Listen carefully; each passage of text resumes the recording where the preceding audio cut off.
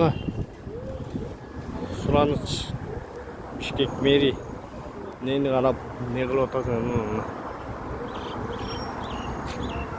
биз атайын өзүбүз чыгып мындай шпателдерди сатып алып 55 сомдон тазалап жүрөбүз мына жакта.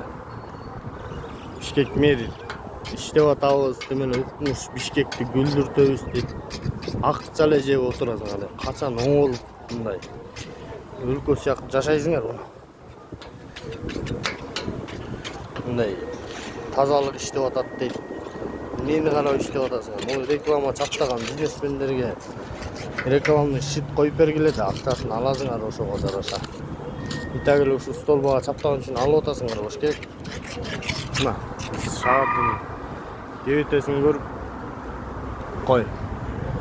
Ушу кичене болсо дагы жакында жай келет деп элдер келет деп неме кылып атабыз, тазалап атабыз.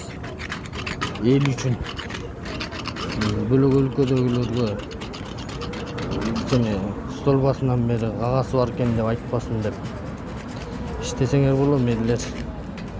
Мына мыягың шаурма, мыягың үстөлдөр коюп алган мыякка.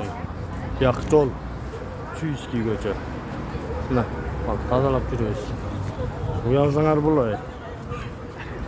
Бишкек мэри иштебесеңер кеткиле да. Садыр Жапаров деле укмуш кыйратам эле кыйраттым деп атат.